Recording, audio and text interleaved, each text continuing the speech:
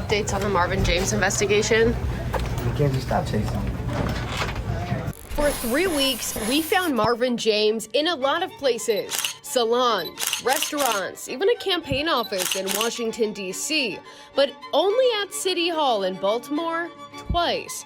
As he drove around town and down to the nation's capital for some apparent work on a candidate's bid for mayor, James was driving a city-issued vehicle, all while earning a salary as Mayor Brandon Scott's special advisor of nearly $200,000 a year. Do you believe that that person should remain on the payroll? Look, I think it is really important that anyone who works here works here. Imagine pulling down $200,000 a year in taxpayer money, and your job is so hard to define that the camera catches you at City Hall twice in 3 weeks. Twice. And the rest of the time, you're hanging out in a salon, restaurants, a campaign office in Washington, D.C., all in a city-owned vehicle where the rules say you're not allowed to use that. That's Marvin James, special advisor to our friend, Baltimore Mayor Brandon Scott. And apparently, Marvin James is one of his oldest friends. Fox 45 followed the receipts, brought it to the mayor, and you already know what he did. So we're going to talk about this. We're going to walk through what they found, why it's a problem, and the one answer Brandon Scott really doesn't want to give. Let's get into it. For 3 weeks, we found Marvin James in a lot of places. Salons, restaurants, even a campaign office in Washington, D.C., but only at City Hall in Baltimore twice. As he drove around town and down to the nation's capital for some apparent work on a candidate's bid for mayor, James was driving a city-issued vehicle, all while earning a salary as Mayor Brandon Scott's special advisor of nearly $200,000 a year. If a special advisor has a take-home vehicle, are there rules preventing them from using that vehicle for personal use or going to another job perhaps at the same time during the middle of the day, during the week? Everybody has to follow the rules. Which are what? There's a take-home vehicle policy that I know that you're aware of. So Marvin James isn't just some random hire. He is one of Brandon Scott's oldest allies, oldest friends. Ran the campaign, became chief of staff at $231,000, and then quietly slid into the special advisor chair for somewhere around $190,000 to $200,000 a year. And Fox 45 watched him for 3 weeks. In that window, City Hall saw him exactly twice, never for a full day. And the rest of the time, he's in the salons, restaurants, a campaign office in D.C. Now, can a salary advisor work off-site?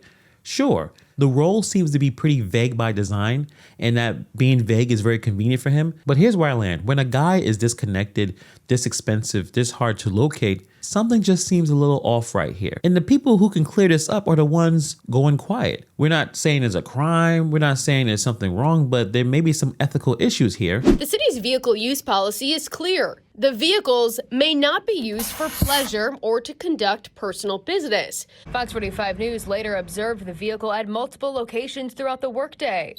Over the following weeks, James was seen driving the city vehicle to a salon in Columbia, restaurants, and a commercial building in Baltimore. But it was his trips to Washington, D.C. raising the biggest questions.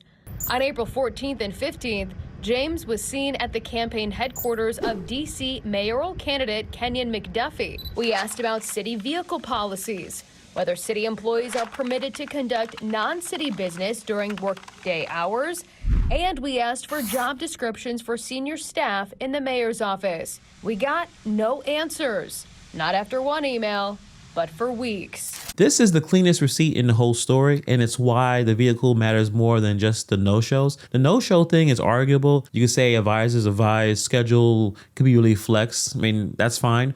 But the city's own manual is written down in black and white. City vehicles are not for pleasure, not for personal business. That's Baltimore's policy. So when Brandon Scott's friend James is rolling around in a city-owned Ford Escape to go to a salon in Columbia, to restaurants mid-workday, and then up to D.C. to sit at another candidate's campaign office, that is not a gray area anymore. That's the rule book on one side and then the footage on the other. And nobody at City Hall will say whether the rule applies applies to him. That's the tell right here. When the policy is clear, but then the answer isn't, the problem isn't the policy. The problem is with the people running the policy. But real quick, before we keep going, if you like this type of content, hit the subscribe button as we get to 200,000 subscribers. Appreciate all of your help. Now, let's get back into it. When we brought our findings to Mayor Brandon Scott, We'll take some quick questions before we get to the real reason why we're here today. he indicated a probe may be coming. Is that appropriate and is that a good use of taxpayer resources when we know the salary that he's pulling? So what we'll do is we can't just take your word for something, Mackenzie. We will investigate anything and we'll take appropriate action when necessary. Monday, we followed up with the mayor's team asking, has an investigation been launched? But we also asked, did Mayor Scott speak with Marvin James about the apparent use of the city-issued vehicle? And will James remain on the city's payroll? The mayor's office did not answer. Now watch the language here from Brandon Scott. Obviously, he doesn't have the best relationship with this news station and with this reporter. But this is a non-answer dressed up as accountability. We can't take your word for something. Nobody asked to take her word. Fox 45 brought the video and photos. The mayor's move is to reframe these findings as an accusation, and he gets to investigate it on his timeline against his own friend and employee with no promise the result will ever see daylight. The mayor's office ignored the follow-ups. DGS ignored the vehicle questions. The council got a, it's being handled excuse. That's the part that turns this one story into a real problem. A single bad story you can survive. But when every door closes at once and you start having a transparency problem, and when the transparency problems stick because the public can just see the dodge even when they can't see the file, investigating yourself on your own clock with no release date, that's not real accountability. He's stalling. And Mayor Scott is running out the clock in plain sight. An inspector general's report on the mayor's office spending found nearly $4,000 in public money was spent on a farewell celebration when James left his role as chief of staff, earning $231,000. But James never actually left city government. He quietly remained on the public payroll, this time as a senior advisor. Public records obtained by Fox 45 News also show James was listed as a guest in the mayor's M&T Bank Stadium suite for at least 22 events since 2022. When asked about the spending of his office, the mayor brushed off concerns. But is it appropriate?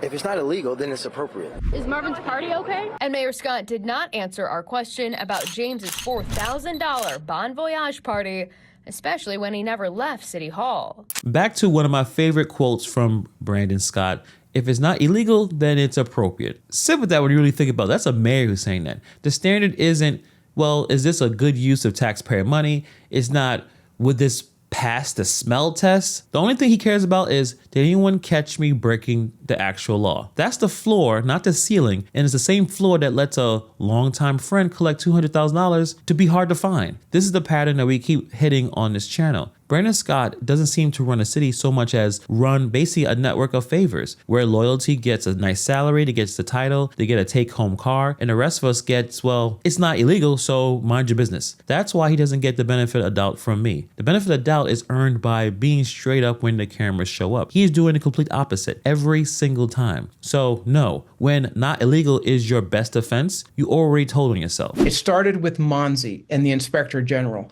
Now we have this questionable use of taxpayer money for this advisor, and it shows why the mayor doesn't want to be transparent. That ongoing fight with the city's watchdog over access to records is now unfolding in court. Meanwhile, the question remains, will Marvin James stay a city employee? A question no one inside City Hall is answering right now. This is why I call this a pattern. The Inspector General already flagged this office, as we talked about before. Nearly $4,000 was spent on a farewell party for James when he left as chief of staff. $300 balloon, $400 for 5 foam boards of his own face. $2,600 in crab balls. And the plot twist, the man never left. He stayed on the role as a senior advisor, then threw a party for a guy who didn't go anywhere on the taxpayer's dime. At the M&T Bank suite, James listed as a guest at 22 plus events since 2022. As the taxpayer advocate puts it, it started with Mosey and the Inspector General, and the through line is a mayor who fights his own watchdog in court rather than answer these questions plainly. That's the problem. One weird story is just a story. This many stories stacked on top of each other together with the same names and the same silence. That's a habit, and it's destroying Brandon Scott's credibility. So right now, does this stink? Yes. Is there a smoking gun? No, but I think there's enough here. I mean, obviously nobody's being charged, and this investigation probably is going to evaporate, and this special advisor is so vague.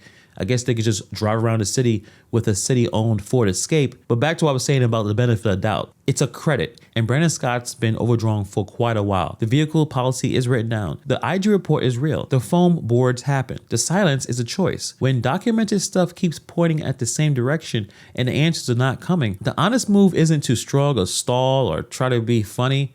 Is to try to figure out what's going on. We'll follow whatever comes out of this investigation, but let me know what you guys think about this in the comments below. Thank you for taking time to watch this video, and I'll see you guys in the next video.